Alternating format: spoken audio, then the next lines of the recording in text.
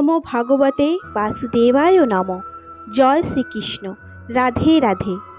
বন্ধুরা, আজ আমি আপনাদের সামনে এমন এক অমূল্য রত্ন নিয়ে এসেছি যা মানব জীবনের সমস্ত সমস্যার সমাধানে সক্ষম। সেটি হলো শ্রীমদ্ ভগবদ গীতা। গীতা কেবল একটি ধর্মগ্রন্থ নয়, এটি এক জীবন দর্শন যা আমাদের শেখায় কিভাবে কঠিন পরিস্থিতিতেও অবিচল থাকতে হয় এবং আশার আলো জ্বালিয়ে রাখতে হয়।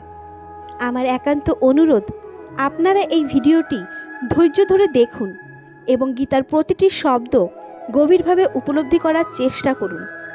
আমি নিশ্চিত এটি আপনাদের হৃদয়ে গভীর শান্তি এনে দেবে এবং আপনাদের দৈনন্দিন জীবনে এক নতুন উদ্দীপনা ও ইতিবাচকতা যোগ করবে।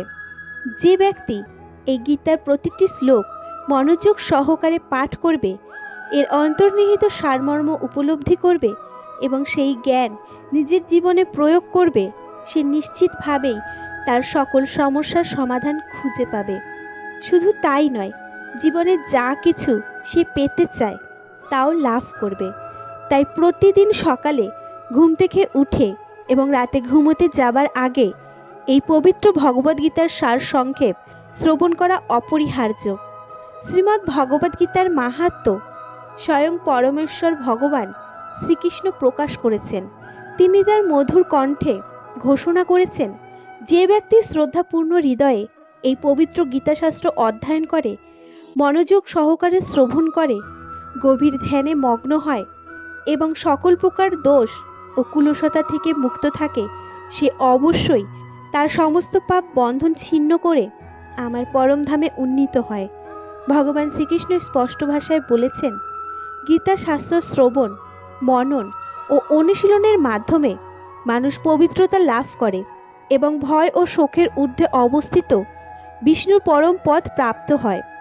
শুধু তাই নয়, শাস্ত্র আরও সাক্ষ্য দেয়, যে গৃহে প্রতিদিন শ্রীমদ্ ভগবদ্গীতার পবিত্র পাঠ ও শ্রবণ অনুষ্ঠিত হয়, সেই গৃহে কোনো প্রকার সংকট বা অভিশাপ প্রবেশ করতে সাহস পায় না।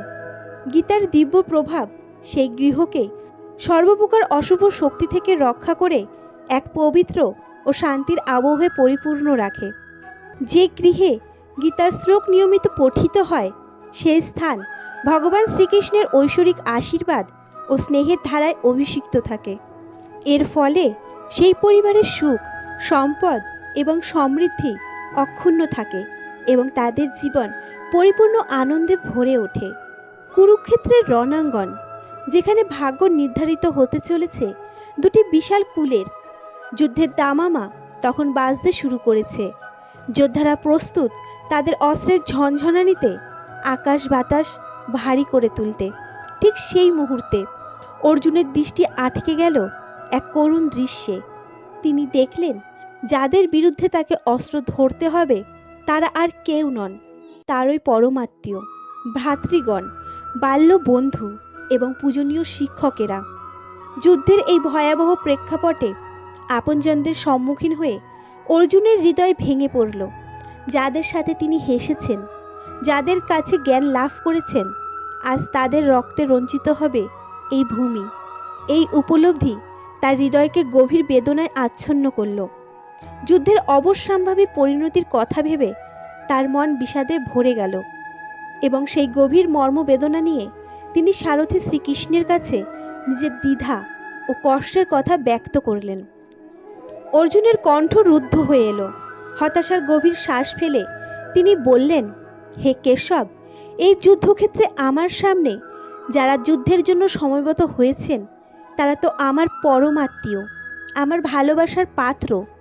পিতামহ ভীষ্ম, যিনি আমার কাছে পিতার চেয়েও অধিক পূজনীয়, আর গুরু দ্রোণাচার্য, যার কাছে আমি ধনুর্বিদ্যা শিখেছি, যার চরণ স্পর্শ আমার কাছে আশীর্বাদ স্বরূপ, আমি তাদের বিরুদ্ধে অস্ত্র তুলব কোন হাতে? হে পার্থ, আমার মনে হয় এই গুরুজনদের রক্তে রঞ্জিত তরবারি ধারণ করার চেয়ে ভিক্ষা করে জীবন ধারণ করাও সহস্র গুণে শ্রেয়।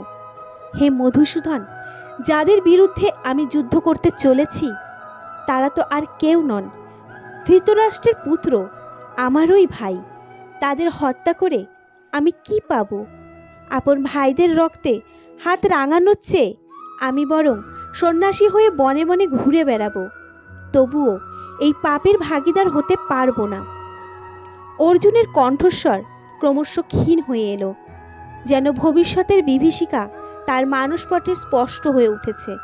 হে কৃষ্ণ, এই যুদ্ধ যদি সত্যিই হয়, তাহলে কোটি কোটি মানুষ প্রাণ হারাবে। এই ভয়াবহ ধ্বংসলীলার পরিণতি কি হবে? যে সৈন্যরা আজ এখানে বীরত্বের স্বপ্নে বিভোর, কাল তাদের মায়েরা পুত্রহারা হবেন, তাদের স্ত্রীরা স্বামীহারা হবেন। তাদের আর্তনাদে আকাশ বাতাস ভারী হয়ে উঠবে। হে দেব, সেই করুণ দৃশ্য আমি কেমন করে সহ্য করব? আমার হৃদয় ভেঙে খান খান হয়ে যাবে। না কৃষ্ণ, আমার দ্বারা এই যুদ্ধ সম্ভব নয়। আমি এই মহাপাপের অংশীদার হতে পারবো না। হে কৃষ্ণ, আমার অন্তর আজ গভীর বেদনায় পূর্ণ। আপনজনদের সংহার করে আমি কি করে শান্তি খুঁজে পাব? এই যুদ্ধের বিজয় যদি আসেও, সেই আনন্দের প্রতি মুহূর্তে আমার আপনজনদের হারানোর বেদনা আমাকে দগ্ধ করবে। আমার চিত্ত বিভ্রান্ত, মন অস্থির। মনে হচ্ছে যেন আমার মস্তক বিস্ফোরিত হবে, আমার পা অবশ, শরীর উত্তপ্ত এবং আমার প্রিয় ধনু গান্ডীবও আজ আমার হাতের নিয়ন্ত্রণ হারাচ্ছে। হে গোবিন্দ, এই কঠিন সময়ে তুমিই আমার একমাত্র পথপ্রদর্শক। আমাকে সঠিক পথের সন্ধান দাও, জ্ঞান দান করো। এই মুহূর্তে আমার করণীয় কি তা তুমিই আমাকে বলো। কুরুক্ষেত্রের যুদ্ধক্ষেত্রে যখন অর্জুন মোহগ্রস্ত, কর্তব্য বিমুখ, তখন স্বয়ং ভগবান শ্রীকৃষ্ণ তাকে শুনিয়েছিলেন অমৃতের বাণী, শ্রীমদ্ ভগবদ গীতা। সেই দিব্য জ্ঞান শুধু সেই মুহূর্তের জন্য ছিল না, বরং কালের সীমা অতিক্রম করে আজও মানবজাতির পথে আলো হয়ে আছে। আধুনিক জীবনের জটিল আবর্তে শ্রীমদ্ ভগবদ গীতা এক ধ্রুব নক্ষত্রের মতো, যা আমাদের শেখায় কিভাবে ধর্ম, কর্ম ও প্রেমের সুষম পথে জীবনকে সুন্দর ও সার্থক করে তোলা যায়। তাই আসুন প্রতিদিন এই অমূল্য জ্ঞান ভাণ্ডারের সান্নিধ্যে নিজেদের সমৃদ্ধ করি। অর্জুনের সংশয় আর বিষণ্ণতা দেখে দেবকীনন্দন মৃদু হেসে বললেন, হে অর্জুন, তোমার বাক্যগুলো একজন জ্ঞানী ব্যক্তির মতো শোনাচ্ছে বটে, কিন্তু মনে রেখো, প্রকৃত জ্ঞানীরা শোক বা অনুশোচনায় কাতর হন না। তুমি ভেবো না যে এই জগৎ তোমার ইচ্ছায় চলে। জন্ম আর মৃত্যু প্রকৃতির অমোঘ নিয়ম, যা কারো সাধ্যের বাইরে। যাদের তুমি আপন ভাবছ, তাদের নিয়তি তো আমার হাতেই নির্ধারিত হয়ে আছে। তুমি কেবল নিমিত্ত মাত্র, একটি উপলক্ষ। তাই জ্ঞানী পুরুষেরা কারো বিদায়ের শোক করেন না, তারা অতীত নিয়ে অনুতাপ করেন না, ভবিষ্যতের ভাবনাতেও ব্যাকুল হন না, কারণ তারা জানেন যা ঘটার তা ঘটবেই, আর যা না ঘটার তা কখনো ঘটবে না। এই স্থির প্রজ্ঞা যার হৃদয়ে অধিষ্ঠিত, দুঃখ তাকে স্পর্শও করতে পারে না। হে বীর অর্জুন, তুমি দ্বিধাগ্রস্ত হও না। কে বন্ধু, কে শত্রু, এই মোহের জালে নিজেকে বন্দী করো না।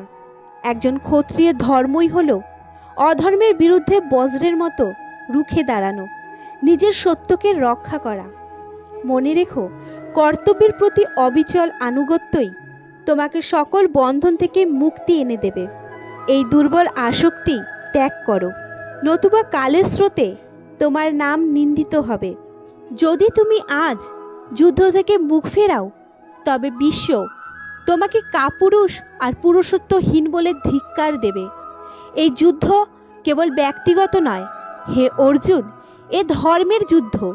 ন্যায়ের মধ্যেও ন্যায় অন্যায় বিরাজ করে। যদি তুমি অন্যায়কে প্রশ্রয় দাও, তাকে প্রতিহত না করো, তবে সেই অন্যায় আরো শক্তিশালী হবে, তার বিষবৃক্ষ আরো ডালপালা মেলবে। তাই মোহ ত্যাগ করো, কর্তব্য পালনে দৃঢ় হও এবং ন্যায় প্রতিষ্ঠার জন্য যুদ্ধ করো। শ্রীমদ্ ভগবদ গীতায় ভগবান শ্রীকৃষ্ণ বলেছেন, হে অর্জুন, এই যে পৃথিবী তুমি দেখছো, তার প্রতিটি কণায় আমারই মায়া বিস্তার করে আছে। এই বিশ্ব ব্রহ্মাণ্ড আমারই গর্ভ থেকে জন্ম নিয়েছে, আমিই একে পালন করি, আবার সময় হলে আমিই এর সংহার করি। অতীত, বর্তমান আর ভবিষ্যতের সকল প্রাণীর হৃদয়ের কথা আমি জানি।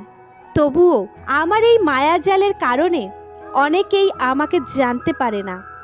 তিনি আরও গভীর স্বরে বললেন, অন্ধকারের বুকে যেমন একটি ছোট্ট আলোর রেখা স্পষ্ট হয়ে ওঠে, তেমন ওই সত্য তার নিজস্ব মহিমায় উজ্জ্বল।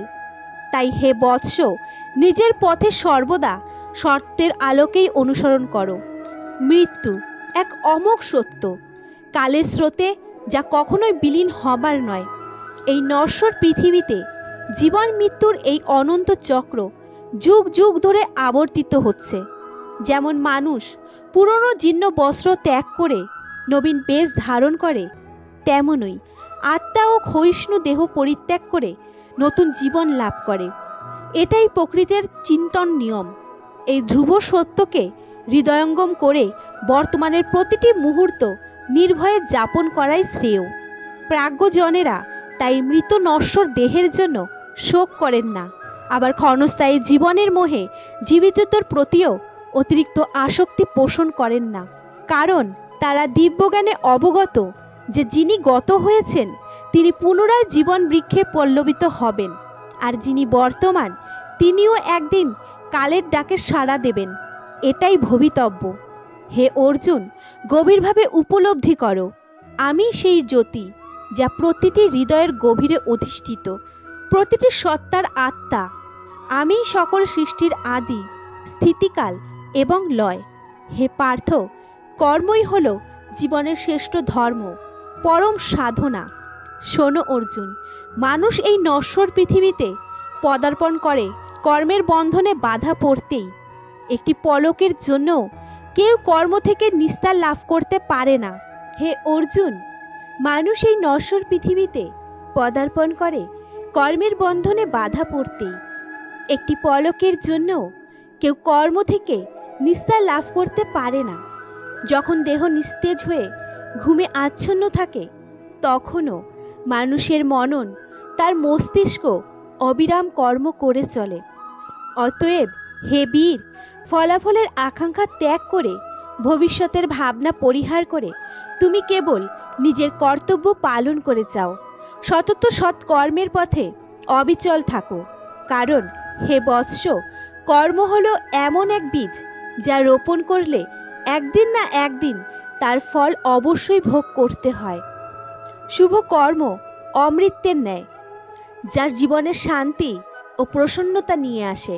হে পার্থ, মনে রেখো, যা কিছু পেছনে ফেলে এসেছ তার প্রতিটি পদক্ষেপে তোমার জন্য কল্যাণ নিহিত ছিল, আর সম্মুখে যা অপেক্ষা করছে তাও তোমার পরম ভালোর জন্যই সজ্জিত। এমনকি এই মুহূর্তে যা তোমার জীবনে প্রবাহিত হচ্ছে তাও এক মহত্তর উদ্দেশ্যের অংশ। বিধাতা আমাদের সেই ক্ষণস্থায়ী সুখ দেন না যা আমাদের মন চায়, বরং তিনি সেই চিরস্থায়ী সম্পদ দান করেন যা আমাদের আত্মার জন্য অপরিহার্য।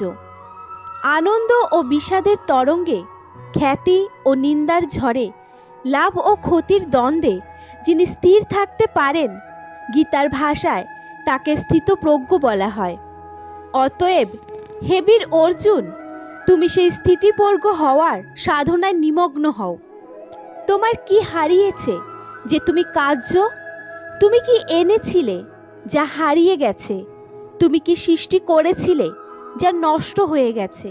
হে অর্জুন, তুমি যখন এসেছিলে তখন তো কিছুই সঙ্গে আনোনি, আর যখন যাবে তখনও কিছু সঙ্গে নিয়ে যেতে পারবে না। এই জগতে তুমি খালি হাতেই এসেছো, আর খালি হাতেই তোমাকে প্রস্থান করতে হবে। আর যা তুমি নিজের বলে মনে করছো গতকাল তা অন্য কারো ছিল, আর আগামীকাল তা অন্য কারো হয়ে যাবে। পরিবর্তনই সংসারের অমোঘ নিয়ম। তুমি যা কিছুকে আমার ভেবে মগ্ন হয়ে আছো, এই মোহগ্রস্ততাই তোমার সকল দুঃখের মূল কারণ হয়ে দাঁড়াবে। সর্বদা মনে রেখো, এই জাগতিক কোনো কিছুই তোমার নিজস্ব নয়। তা কোনো বস্তু হোক, কোনো প্রিয়জন হোক, কোনো অনুভূতি হোক, অথবা কোনো উপলব্ধিই হোক না কেন, কোনো কিছুই ধ্রুব নয়, সবই পরিবর্তনশীল। তুমি যাকে অন্তিম পরিণতি ভাবছ, আসলে সেটাই অনন্ত জীবনের শুরু। মহাকাল এক পলকেই ধুলো থেকে সম্রাট বানাতে পারে, আবার রাজাকেও নিঃস্ব করে দিতে পারে। নিজেকে সেই পরমেশ্বরের চরণে সমর্পণ করো, এটাই তোমার মুক্তির শ্রেষ্ঠ পথ। যে তার আশ্রয় পায় সে ভয়, ভাবনা আর সকল দুশ্চিন্তা থেকে মুক্তি লাভ করে। হে অর্জুন, মনে রেখো, এই বিশ্ব ব্রহ্মাণ্ডের আদি এবং অন্ত আমি।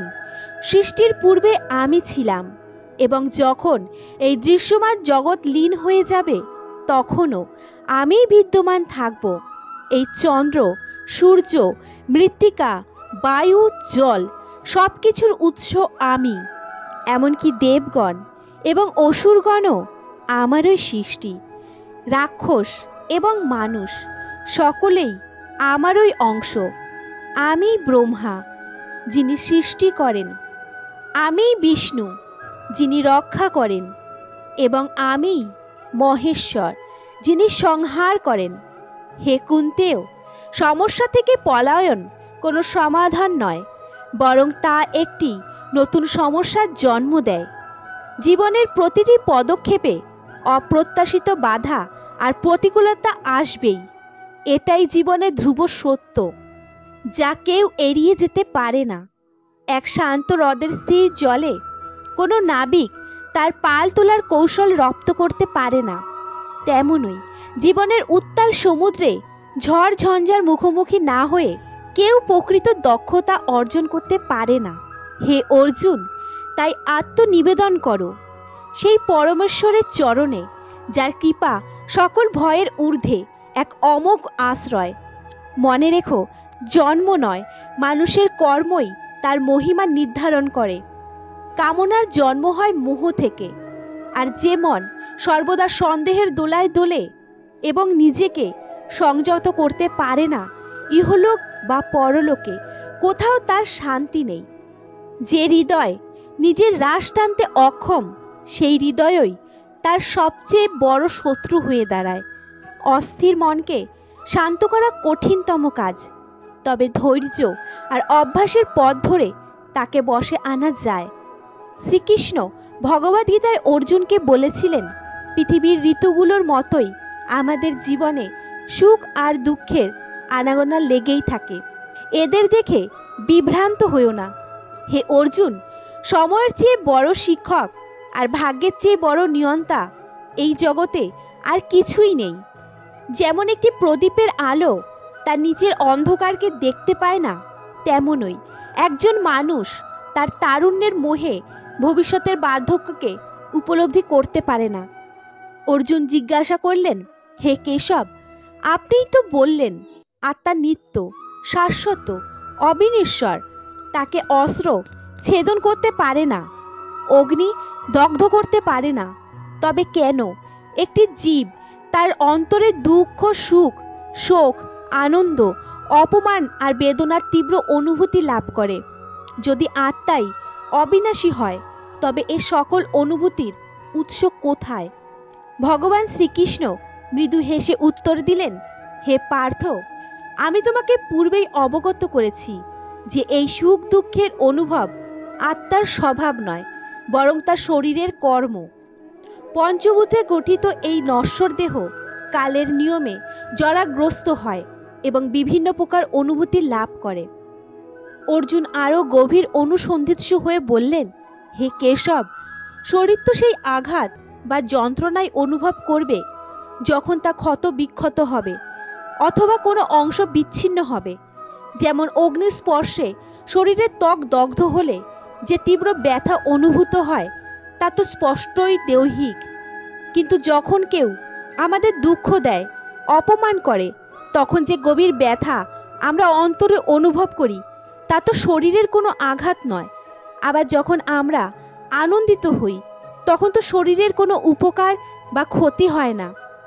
এই দুঃখ বা অপমানের যন্ত্রণা, এই আনন্দ, এগুলো তো কেবল আত্মাই অনুভব করতে পারে। তখন ভগবান শ্রীকৃষ্ণ শান্তস্বরে অর্জুনকে বললেন, না অর্জুন, তুমি যা ভাবছো তা সম্পূর্ণ সত্য নয়। এই সম্মান, অসম্মান, খ্যাতি, অখ্যাতি, লাভ, ক্ষতি, জয়, পরাজয়, এই সকল দ্বৈততার জন্য যে আনন্দ বা বেদনা আমরা অনুভব করি তা আত্মার কর্ম নয়। এগুলো মনের চঞ্চলতা, মনের সৃষ্টি। মনই এই সকল বিষয়কে কেন্দ্র করে আলোড়িত হয় এবং সেই আলোড়নের প্রভাবেই আমরা সুখ বা দুঃখের অনুভূতি লাভ করি। আত্মা এই সকল ক্ষণস্থায়ী অনুভূতির ঊর্ধ্বে, সে কেবল সাক্ষী স্বরূপ। ভগবান বললেন, প্রিয় অর্জুন, মনে রেখো, হৃদয়ের গভীরে লুকোনো এক রহস্যের নাম মন। এ যেন আত্মারই প্রতিচ্ছবি, কিন্তু স্বতন্ত্র, বন্ধনহীন।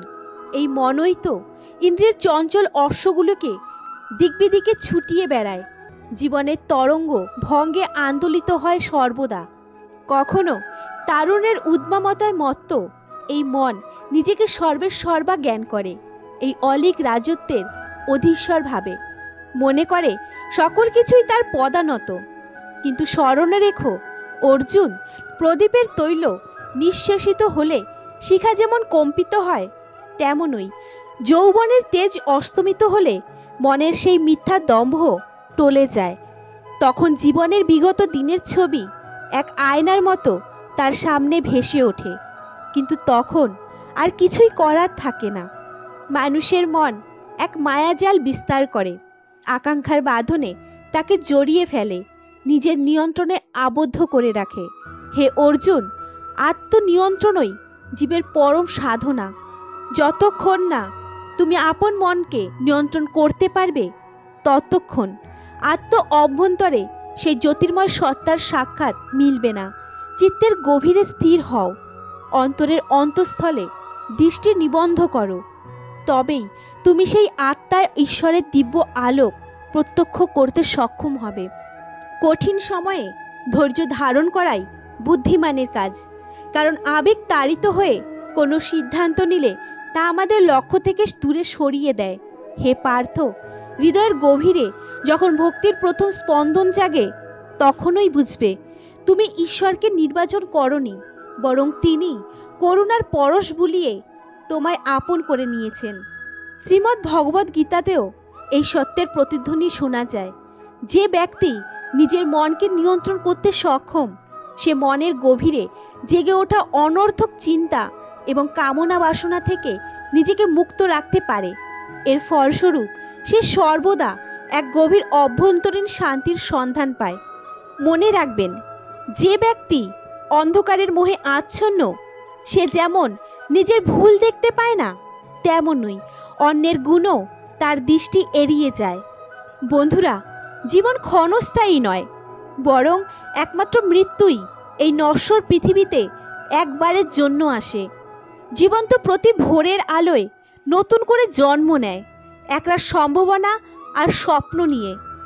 ঘন কালো রাত্রি যখন চারপাশ আধার করে তোলে, তখন দিগন্তে উকি দেয় স্বর্ণালী সূর্য, নিয়ে আসে নতুন দিনের বার্তা। তেমনি যদি কোনো কঠিন রোগ তোমাকে দুর্বল করে দেয়, তবে মনে রেখো, নিরাময়ের সুধা কোথাও না কোথাও অপেক্ষা করছে তোমার জন্য।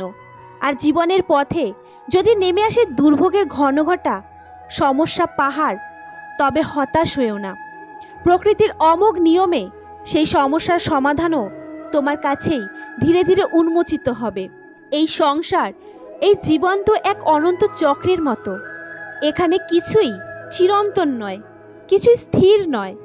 যা কিছু আজ তুমি দেখছো, কালের স্রোতে তার রূপান্তর ঘটবেই।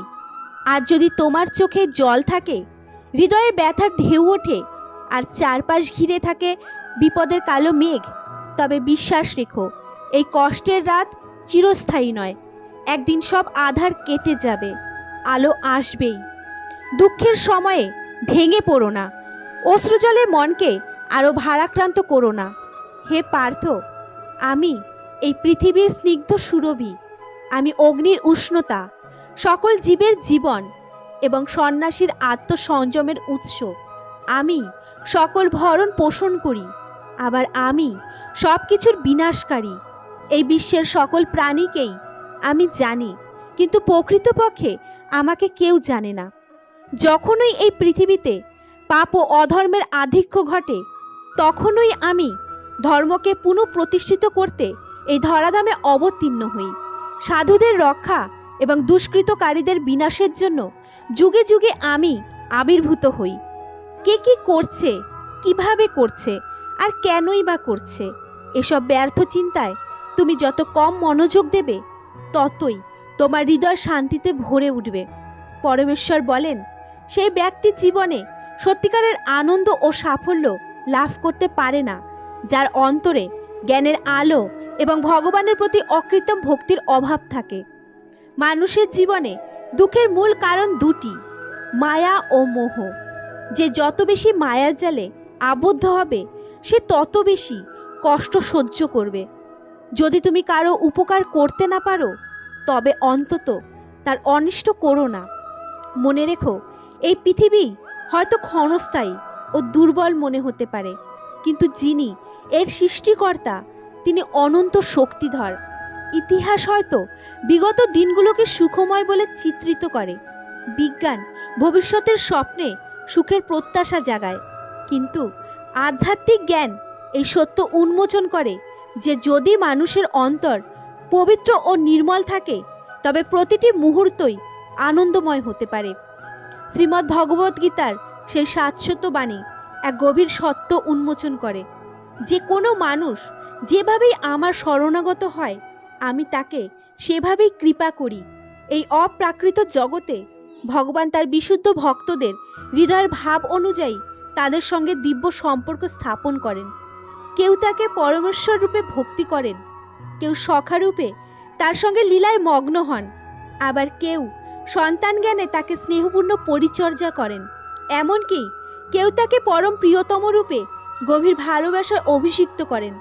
ভগবানও সেই ভক্তদের আন্তরিক বাসনা পূরণ করেন এবং তাদের বিশুদ্ধ ভালোবাসার প্রতিদান স্বরূপ বিভিন্ন লীলার মাধ্যমে আনন্দ দান করেন।